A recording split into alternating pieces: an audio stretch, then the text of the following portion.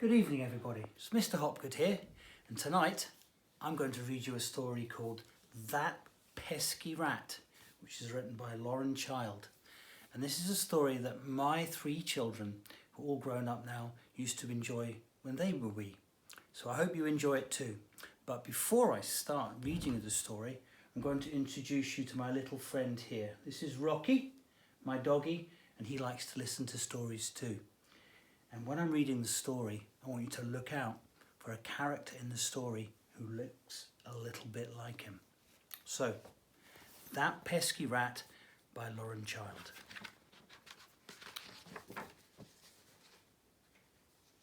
This is me. I'm the one with the pointy nose and beady eyes. The cutesy one in the middle. I live in dustbin number 3, Grubby Alley. Every now and again I come back to find someone has emptied all my belongings into a big van and driven off with them. It's very upsetting. I'm a brown rat, a street rat, but people call me That Pesky Rat. I don't know why. They say I smell, but it's not my fault, it's the dirt.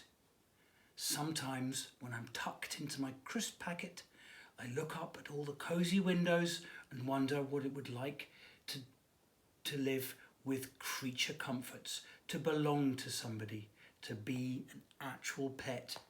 Most of all, I would like to have a name instead of just That Pesky Rat. You can see him there all tucked up in his crisp bag. Poor rat. My friend Pierre, who is a chinchilla, is looked after by a rich lady called Madame Fifi. He has a very glamorous life. He lives in the lap of luxury. I say, I would quite like to live in a fashionable apartment and be fed chocolates while I sit on a feather cushion.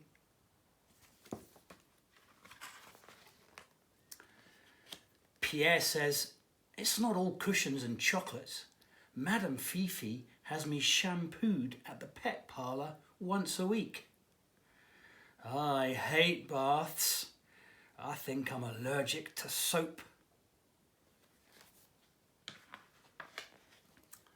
Then there's this Siamese cat called Oscar. He lives with Mr. Washington, a busy businessman.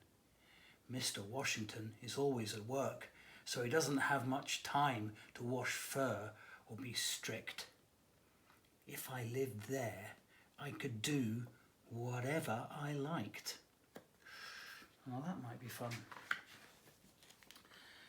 But Oscar says, doing whatever you want can get tiring after a while. I sometimes get a bit bored watching the same old shows on TV. I even have to get my own supper. I'm quite good in the kitchen, but I hate to be bored. And you can see the rat there on the sofa, looking very bored.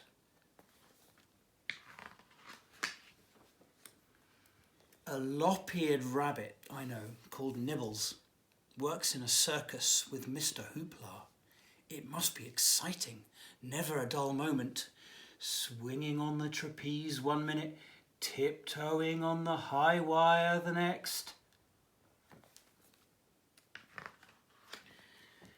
Nibbles says, it is fun hopping through hoops in a tutu, but sometimes I could do with taking off the clown's nose and putting my feet up. Maybe it's all a bit nerve-wracking for me. I don't think he's liking it up there, and I don't think I would either. Oh no. I think I'd quite like one of those owners who do lots of sitting about, like Miss Sinclair. Her Scotty dog, Andrew. Now, you think he looks a bit like Rocky? Maybe he does. Rocky's not actually a Scotty dog, but he does look a bit like him, I must say. Anyway, her Scotty dog, Andrew, is always sitting by the fire, having supper on a tray, and they spend the evenings doing puzzles together. Andrew says, "On the whole, I feel very well looked after and Miss Sinclair is good company. But it's rather embarrassing when we go out shopping. Miss Sinclair makes Andrew wear a little hat and coat. I don't think clothes would suit me, but I would do anything to be somebody's pet." So he's imagining what he would look like all dressed up there. He looks funny in his pointy hat, doesn't he? So, in the morning, I go to the pet shop and ask Mrs. Trill if she has an owner who might want me.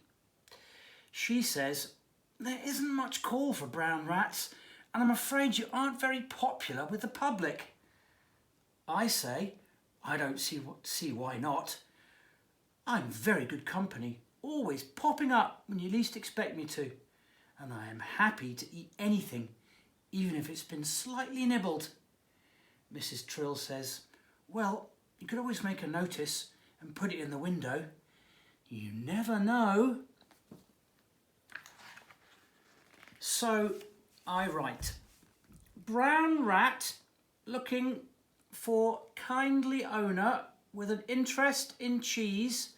Hobbies include nibbling and chewing. Would like a collar with my name on. Would like a name. Would prefer no baths. Will wear a jumper if pushed. Yours keenly, Brown Rat. Brackets, That Pesky Rat. P.S. Sorry about bad, poor writing." And he's drawn a picture. And he's written me. Not a very good picture of me.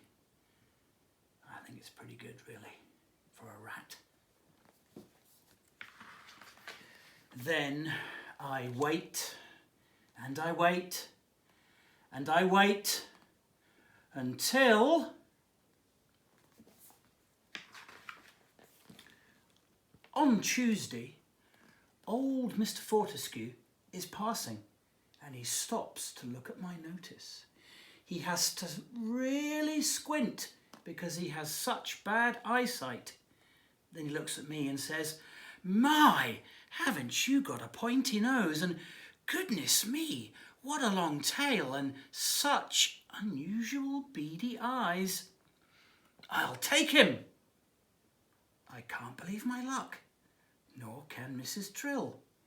Mrs. Trill says, "Are you sure?" And Mr. Fortescue says, "Oh yes, I've been looking for a brown cat as nice as this one for ages." Mrs. Trill looks at me, and I look at Mrs. Trill, and we both look at my notice, but neither of us says a word. So what does Mr. Fortescue think he's getting? I just love being a pet, and I am really trying to be really helpful. I pick out the best cheeses by using my excellent sniffing nose. Think he'd be good at that? Yep. I clean the kitchen by nibbling up the crumbs. I help Mr. Fortescue cross the road by scaring the traffic. And I'm always there when he comes home. So, here I am, finally a pet with a name. So what if I have to wear a little jumper? Mr. Fortescue says, "Well, Tiddles, who's a pretty kitty cat?" And I squeak, "I am." So there you are, the story of the pesky rat who was adopted by a kindly old man who thought he was a cat. A happy ending.